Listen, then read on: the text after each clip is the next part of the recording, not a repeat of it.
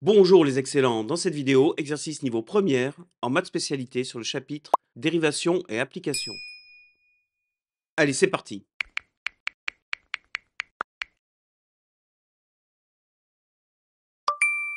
Soit f, la fonction définie sur l'intervalle 0 plus infini par f de x égale x3 moins 2x. Alors comme je le répète souvent, première des choses, on peut s'écrire la formule. F de x égale x3 moins 2x. Première question, calculer f' de x. Donc f est dérivable comme fonction polynôme et on peut calculer donc f' de x égale 3x2, ça c'est facile, moins 2. On va pouvoir passer à la deuxième question. Déterminer le signe de f' de x et en déduire le tableau de variation de f. Alors là, attention, un polynôme évidemment c'est défini et dérivable sur R, mais là, il faut bien faire attention qu'on nous a demandé sur 0 plus l'infini. Bon, c'est un détail, mais ça a son importance. Et donc le signe de f' de x. Donc on va préparer un tableau de signes. Alors sur la première ligne, évidemment, c'est x, de 0 à plus l'infini. Sur la deuxième ligne, signe de f' de x. Et sur la troisième ligne, on aura les variations de f. Alors f' de x est un polynôme second degré. On peut le factoriser en mode troisième identité remarquable.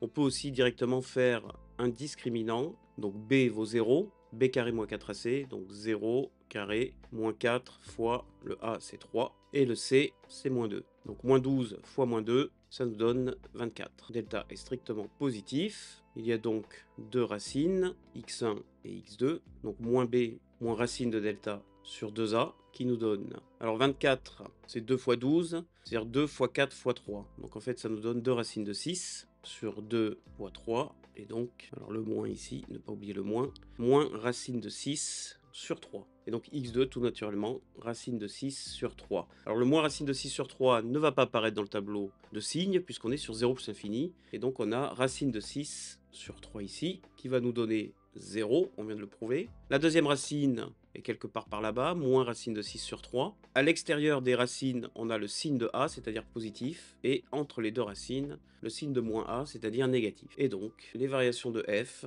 sont celles-ci décroissantes, puis croissantes. Ensuite, on doit calculer évidemment les valeurs ici, f de 0 et f de racine de 6 sur 3. Bon, en classe de première, on n'a pas encore étudié les limites, donc on ne va pas calculer cette limite ici, je vais juste vous l'indiquer, c'est plus l'infini. Mais f de 0, on va pouvoir le calculer. F de 0, 0 puissance cube, moins 2 fois 0, ça nous donne bien évidemment 0. Et f de racine de 6 sur 3, donc racine de 6 sur 3 puissance cube, moins 2 fois racine de 6 sur 3. Racine de 6 au cube, ça nous donne 6 racine de 6. 3 au cube, c'est 3 fois 9. Pourquoi j'écris 3 fois 9? Parce que là, on va voir qu'on va pouvoir simplifier par 3. Et ici, moins 2 racine de 6, 3. On simplifie ici par 3. 2 racine de 6 sur 9. Et cette fraction, on va la mettre également au dénominateur 9. Et donc 6 racine de 6 sur 9 pour pouvoir les combiner. Et ça nous donne moins 4 racine de 6 sur 9. Moins 4 racine de 6 sur 9. Alors évidemment, on vérifie la cohérence. On a trouvé que ça démarrait à 0 et ensuite c'était décroissant. Donc ça part forcément dans les négatifs. Effectivement, on obtient un nombre négatif, puis ça augmente vers plus l'infini. On va pouvoir passer à la question 3. Question 3, déterminer l'équation de la tangente t à la courbe C représentative de f au point grand A d'abscisse 1. T a pour équation, là bien sûr il faut connaître son cours. La formule du cours nous donne que l'équation de la tangente, c'est y égale f' de a, facteur de x moins a, plus f de a. Ici, avec petit a, qui est l'abscisse du point en lequel on fait la tangente, c'est-à-dire petit a égale 1. Donc, la tangente t a pour équation y égale f' de 1, facteur de x moins 1, plus f de 1. Alors, on va calculer f' de 1. f' de 1, c'est 3 fois 1 carré, moins 2, c'est-à-dire 3 moins 2, 1. Et f de 1, c'est donc 1 au cube moins 2 fois 1. C'est-à-dire 1 moins 2, ça nous donne moins 1. Maintenant, on peut remplacer dans notre équation. Et donc, la tangente t a pour équation y égale 1, facteur de x moins 1, plus moins 1, c'est-à-dire y égale x moins 1 moins 1. Et donc notre équation est y égale x moins 2. On va pouvoir passer à la question 4. Question 4, soit g la fonction définie sur l'intervalle 0 plus infini par g de x égale x moins 2. Montrer que l'on a f de x moins g de x égale x moins 1, facteur de x carré plus x moins 2. Alors on va tout simplement exprimer f de x moins g de x. Donc le f de x c'est x3 moins 2x, moins, et g de x c'est x moins 2. On enlève les parenthèses, on obtient x3 moins 3x plus 2. Alors à ce stade-là, difficile de le représenter sous la forme qui nous est demandée. Donc maintenant qu'on a littéralement écrit ce qu'était f de x moins g de x, on va repartir de ça et le développer. Or, x moins 1 facteur de x carré plus x moins 2 égale, donc on développe,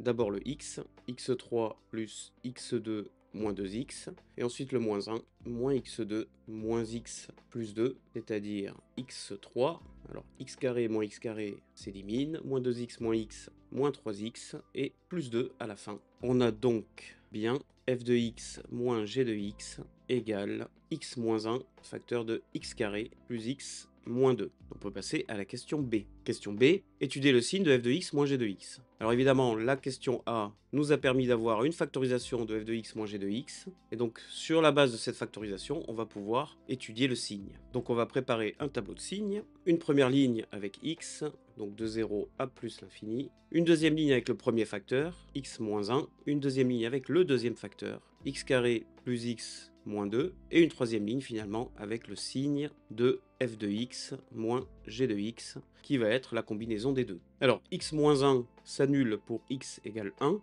et c'est l'équation d'une droite de coefficient directeur positif. Donc ici ça nous donne 0, et ici négatif, et là positif. X carré plus x moins 2, donc ça on va chercher les racines à l'aide du discriminant. Donc b carré moins 4 fois a fois c, ça nous donne 1 plus 8, delta égale 9. On a donc deux racines, x1 et x2. x1 moins b moins racine de delta sur 2a, c'est-à-dire moins 1 moins 3 sur 2, moins 4 sur 2, ça nous donne moins 2. Et x2, moins 1 plus racine de 9 sur 2, donc moins 1 plus 3 sur 2, 3 moins 1, 2 sur 2, ça nous donne 1. Donc on a deux racines. Moins 2 ne va pas apparaître dans le tableau de signes puisqu'il appartient à R-. Par contre, 1 va apparaître, mais 1 apparaît déjà. Donc ici, ça fait également 0. Alors le signe du polynôme du second degré et du signe de A, c'est-à-dire positif, à l'extérieur des racines. Donc on a une racine moins 2 qu'on ne voit pas ici, mais à l'extérieur, ici et là, c'est positif. Et entre les deux racines, c'est négatif. Qu'est-ce qu'on obtient? On obtient ici moins par moins, ça donne plus. 0 fois 0, ça fait 0. Et plus par plus donne plus. On a donc étudié le signe de f de x moins g de x. On peut passer à la question C. Question C, déterminer la position relative de C par rapport à t. Et là, évidemment, quelque chose doit être remarqué. Donc le g de x, c'est x moins 2. Et bien cela correspond tout à fait à l'équation de la tangente au point d'abscisse 1. Donc ça, évidemment, on va le marquer. Donc on remarque que la tangente a pour équation y égale g de x. Donc le signe de f de x moins g de x permet de déterminer la position relative de c, qui a pour équation y égale f de x, par rapport à t, qui a pour équation y égale g de x. Pour tout x appartenant à 0 plus l'infini, on constate que f de x moins g de x est positif. Donc, sur 0 plus l'infini, c est au-dessus de t. Ceci termine la question 4 et cet exercice. Puisque tu as aimé cette vidéo, je te mets ici la playlist correspondante et un lien vers une autre vidéo qui devrait t'intéresser. Pour te dépasser dans n'importe quelle matière scientifique, abonne-toi et prends un cours particulier à distance avec moi, tu vas exploser ta moyenne. Et n'oublie pas, pour devenir excellent, c'est Lucien Prof.